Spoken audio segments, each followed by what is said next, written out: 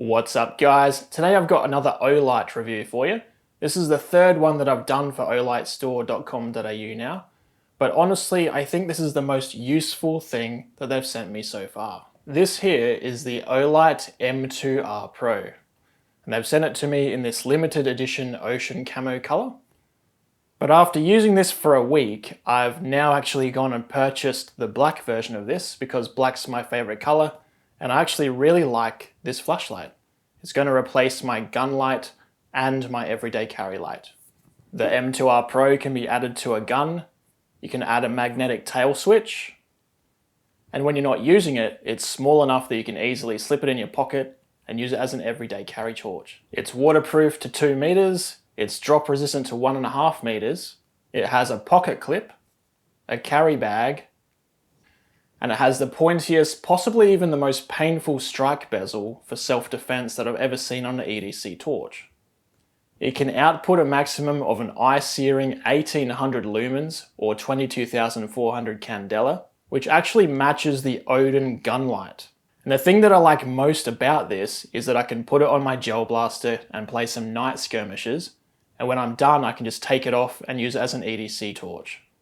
It has 6 different brightness levels, making it very versatile in how you can use it, and it even has a strobe mode. Of course, the M2R Pro also uses Olight's magnetic USB charger, so you can easily charge it at home or out in the field with a power bank, no matter where you are. If by the end of this video you do want to pick one of these up, they currently, as of right now, until tomorrow the 20th at midnight, they have a flash sale on this blue ocean camo version where you can get 30% off.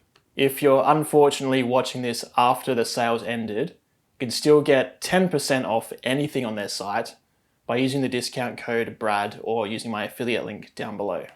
By doing that, you also give me a bit of money from referrals, which helps support the YouTube channel. Now, let's get into the review. Let's start off with an unboxing. Opening the front of the box, you've got this yellow warning here that just tells you to charge it fully before using for the first time, and also to remove the battery tabs that just stops it discharging while it's being shipped. They've actually matched the packaging that all the accessories come in with this ocean camo color, which is pretty cool. And the torch itself comes safely packaged inside of the holster. Removing it from the holster, you can see it does come with the pocket clip already attached. Personally, the pocket clip is how I'll carry it. I don't really like these holsters, but I know that some people do, so they've included both options for you. But yeah, before first use, you're going to want to unscrew the end cap here and remove this battery tab, and then go stick it on charge for however many hours it takes to fully charge. Inside of this camo colored accessories box, this is your magnetic charger. Plug one end of that into a USB outlet, whether that's into a wall or a battery bank, and the other end just magnetically connects to the tail cap. There's a little LED on here which will be red when it's still charging and turn green when it's fully charged. The stainless steel pocket clip is designed so that you can wear it both ways. You can have the bezel down inside your pocket or the bezel up. Personally, I prefer bezel down so that when I reach into my pocket, I'm not hitting that crenulated bezel and scratching my hand on it. But of course, some people will carry it in this holster.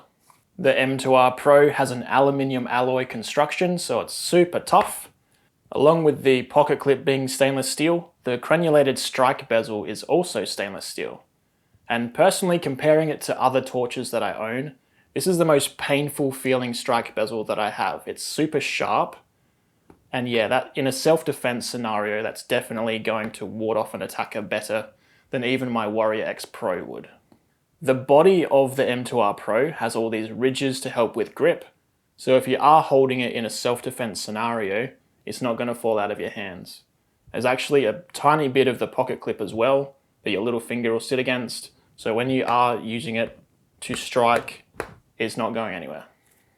The M2R Pro has 6 different brightness levels.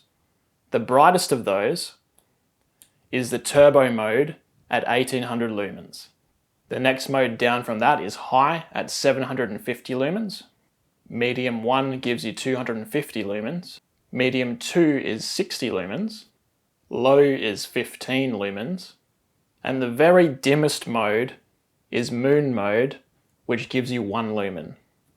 The 1800 lumen turbo mode can stay on for 4.5 minutes before it dims to the high mode of 750 lumens for the next 145 minutes. At the opposite end of the scale, the 1 lumen moon mode can stay on continuously for 50 days. The 1 lumen moon mode is actually brighter than I expected it to be. You could easily use it to read a map or read directions or something in a survival situation, and it lasts 50 days of being actually on. So that's a huge bonus for having this in your pocket all the time if you ever get into a survival situation. To operate the M2R Pro, it has 2 different buttons. Let's start with the tail switch. By default, when you half press the tail switch, you'll get Med 1 mode, which is 250 lumens. When you go to a full press, you'll get the turbo mode of 1800 lumens. And if you're using this on a gun with the remote switch, you can only get the 1800 lumens because no matter what you do, it'll only give you the full press. With the tail switch, if you press the button quickly and let go, it'll stay turned on. Pressing it again will turn it off. But if you hold it in, it's this feature called momentary on, where as soon as you let go of it, off it goes. You can also do momentary on with the remote switch on a gun, or you can just press it and it comes on and stays on. I did a little bit of research of why you would want momentary on, and it seems to be a self-defense kind of thing on a gun. You don't want to be giving away your position accidentally by having the torch on at moments that you don't want it on. So as soon as you want it off, take your finger off and it immediately goes off. In addition to the tail switch, there's also a side switch here up near the front. Pressing the side switch, it remembers the last setting you had it on and it will illuminate using that setting. It's completely separate from the tail switch, has its own memory specifically to the front switch. With the flashlight on, if you hold in the side switch, it'll cycle through the 5 different brightnesses. So now if I take my finger off it at a bright setting, if I turn it off now, it'll remember that bright setting for the next time. The only brightness level that you can't access by simply turning on the side switch and then holding it down is the 1 lumen moon mode. To use the 1 lumen moon mode, start with the torch turned off and simply hold down the side switch for 1 second and then it will come on. I assume the reason they've done that is to save power from having to cycle through all the different brightness levels to get to the moon mode. Because when you're in a survival scenario, you want to save all that battery power and go straight to the moon mode from off. Now, the same way that we turned on the moon mode with the side switch, if you hold it in for 2 seconds, you'll see the moon mode come on and then go off again. And what that's actually done is locked the torch so it can't turn on. If I try and press the tail switch now, nothing happens. And if you want to turn it back on, all you have to do is hold in the side switch for another 2 seconds. Locking the torch is good if you've got it rattling around in a bag or in the back of your car or something. You don't want to go to use it in a few hours' time and realize it's been on the whole time and gone flat. Also with the side switch, when the torch is turned on, you get a little color indicator that tells you your battery level. It will stay green until it gets to 75%, then it will turn orange until 30%, then it will go red until it gets to 10%, and it will flash red when it's below 10%. One final thing with the side switch, if you quickly press it 3 times, you'll get strobe mode. Now, if you think that's a bit of a cumbersome way to enable strobe mode and you're a big fan of strobe mode, maybe you're using it on a gun or you're carrying it for self-defense, there's actually a second mode you can enable for the tail switch. With the flashlight off, hold in the tail switch and then press the side switch. Now you've set it to the second mode, and a half press of the tail switch will give you the full turbo mode 1800 lumens, and then pushing it to full will give you a strobe mode. Now, because in the second mode the full press is a strobe mode, using it on your gun will only give you the strobe mode. Also on strobe mode, it only has momentary on. It won't stay on if you take your finger off the button. Now, if you do want to use the M2R Pro mounted on a gun, there's two accessories you'll probably want to pick up as well. This first one I've already shown you, but it's the magnetic tail switch. And that just press fits onto Picatinny rail, and the other end attaches to the back of the tail switch. They've also got a mount here, which I'll just grab. But this here, you can just slide the torch straight into it, and it attaches to Picatinny rail as well, straight onto the top of your gun or side or whatever you want to do. These two accessories are not included with the torch, but you can save 10% off of them with my discount code BRAD. Now, earlier in the video, I mentioned that as well as carrying this in my pocket every day, I will be using this as a replacement to my Odin gun-mounted flashlights. But before I make the switch, I want to compare it against my current gun lights.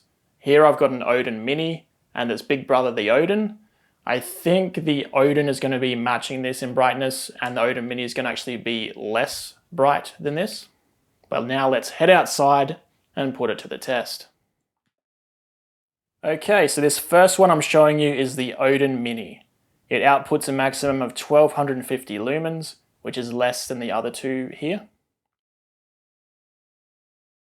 Now this one here is the Odin, its bigger brother, and this outputs a maximum of 2000 lumens, which is 200 higher than the M2R Pro, but on paper the candela is identical. And finally, here's the M2R Pro at its maximum 1800 lumens setting. So let's put these all side by side on the screen. We've got the Odin Mini on the left, Odin in the middle, M2R Pro on the right. I honestly cannot tell a difference between the Odin and the M2R Pro. The Odin Mini though is definitely less bright. So now that I'm back inside, pretty much the only difference between the M2R Pro and the Odin is the tail switch on the Odin can lock. So once it's on, if you push it in, it now can't pull away. Although the magnetic tail switch on the M2R Pro is really strong, and unless you're using it in a life or death scenario, I don't see it ever being an issue in gel ball or airsoft or something like that. You would have to hit it really hard to knock it off of there. I'll just quickly touch on durability. So Olights are designed to survive 1.5 meter falls onto whatever surface you're standing above. I've thrown these onto concrete, I've chucked them up in the air higher than 1.5 meters onto concrete, and all of them survive just fine. In addition to being drop resistant, these are also IPX8 waterproof, which means they can be submerged to 2 meters. Overall, the M2R Pro is my favorite Olight so far. Even though this blue ocean camo isn't really my style, I have purchased myself one of these in black. If you want to get one of these as well, you can save 30% during the next 2 days as part of their flash sale by using the link in my video description. After that, and year round, you can save 10% by using my discount code BRAD, which also helps support me and my YouTube channel. That's all for this video. Thanks for watching, and I'll see you on the next one.